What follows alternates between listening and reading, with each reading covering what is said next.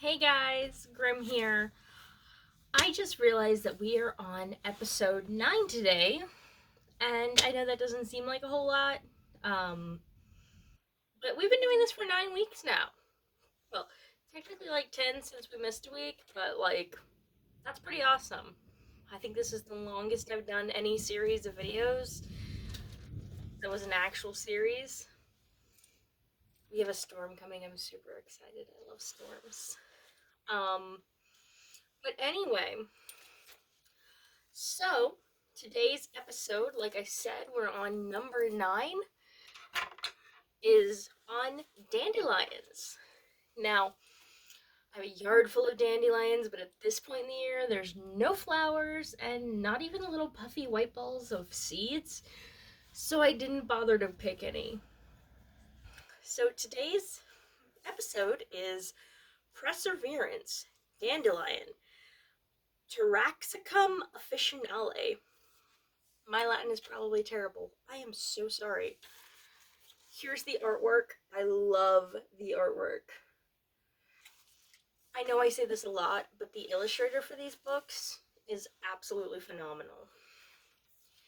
So let's read today's entry, the meditation and everything, and then get into it. Dandelion is bold, bright, and sunny. She pushes through cracks in cement and worms her way into the mortar of stone walls. Cheerfully, Dandelion's medicine is perseverance, but not perseverance of the martyr. Instead, Dandelion is the eternal optimist, like the fool in the tarot deck. She's always happy to set off on a new adventure in hopes of learning more and digging deeper. She's not an airy optimist, though, with no grounding in reality. Her roots are strong. She's the shaman and the Buddha, and her message is this: happiness is an inner landscape that has little to do with where you're planted.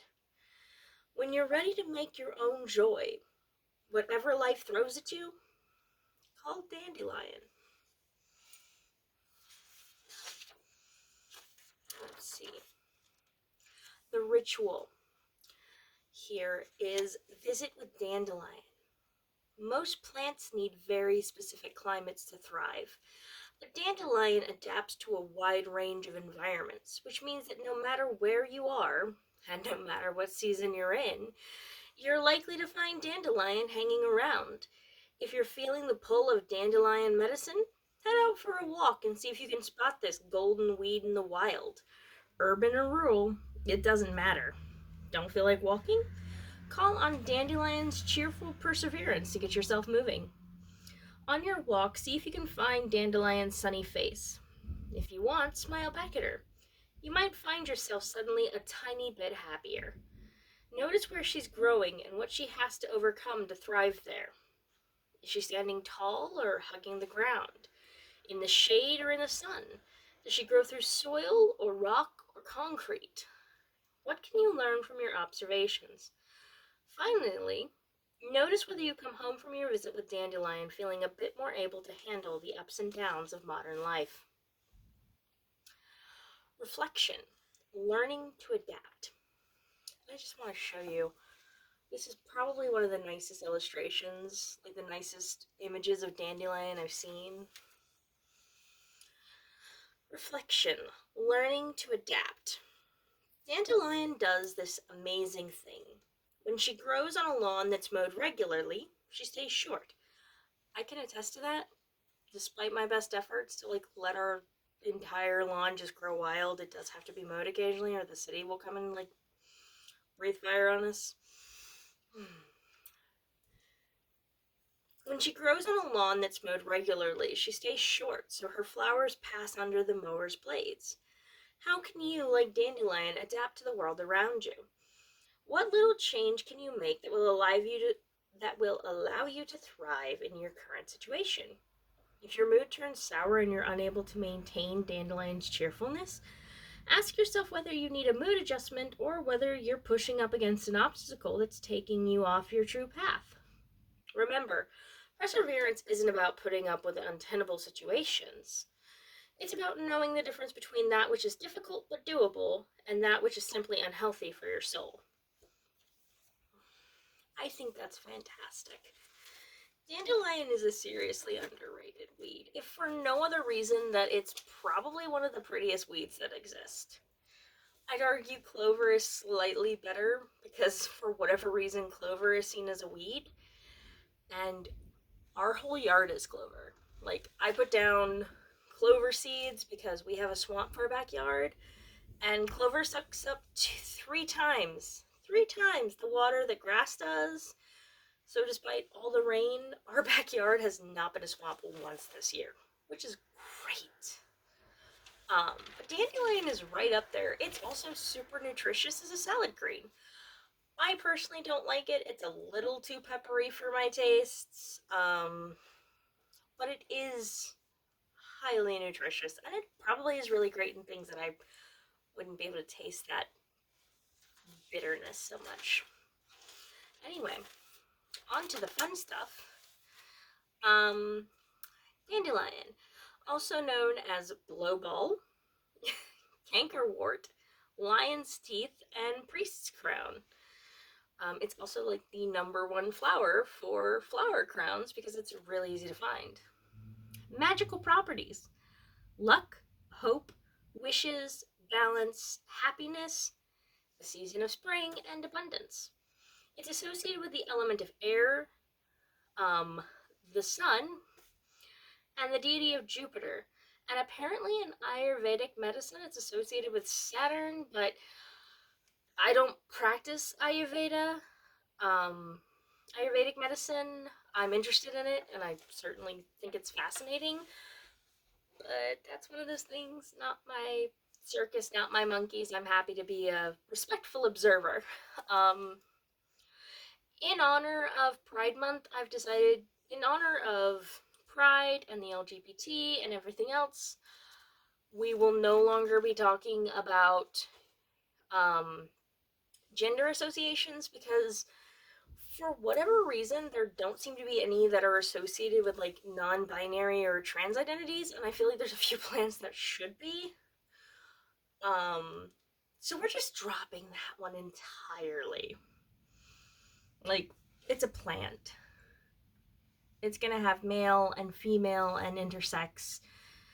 We're not gonna get into it. So I'm no longer gonna be doing gender associations. The medicinal properties of dandelion.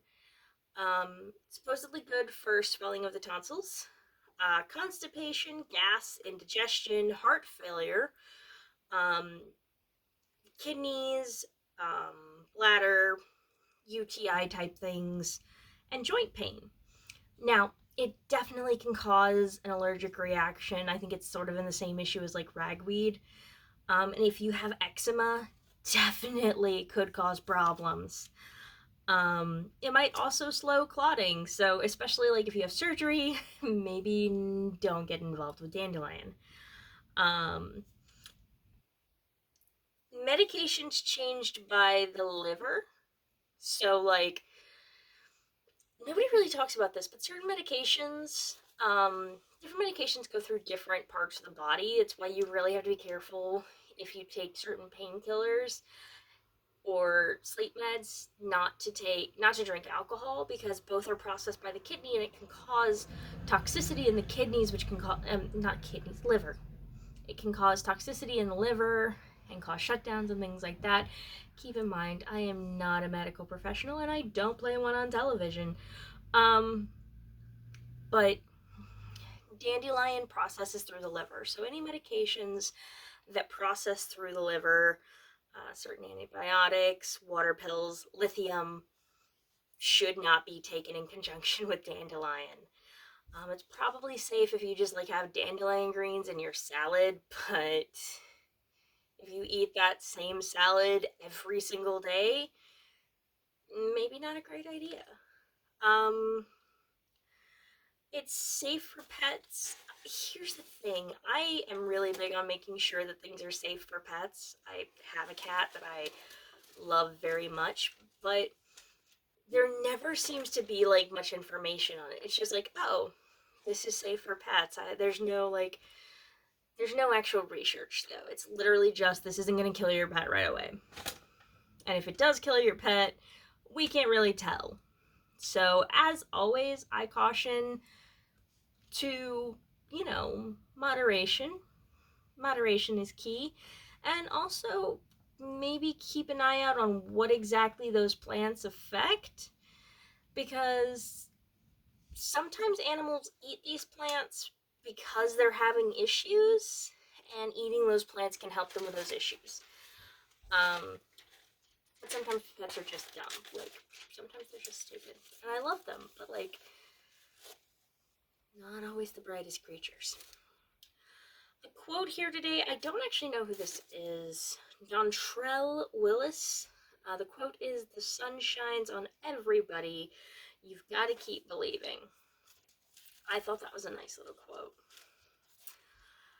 Next week's episode is burdock, which I think is like an all-purpose painkiller.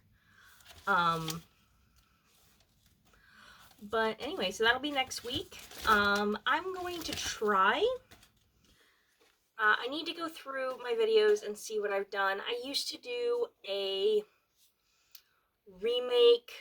I would do reviews of both the original films and the remakes. As separate reviews, but with some comparison and contrast.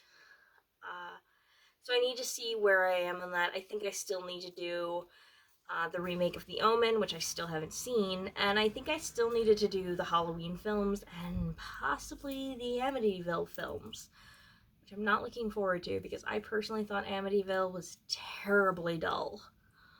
But we are getting back to horror movies. I'm really pleased that we finally got Willy's Wonderland's review up.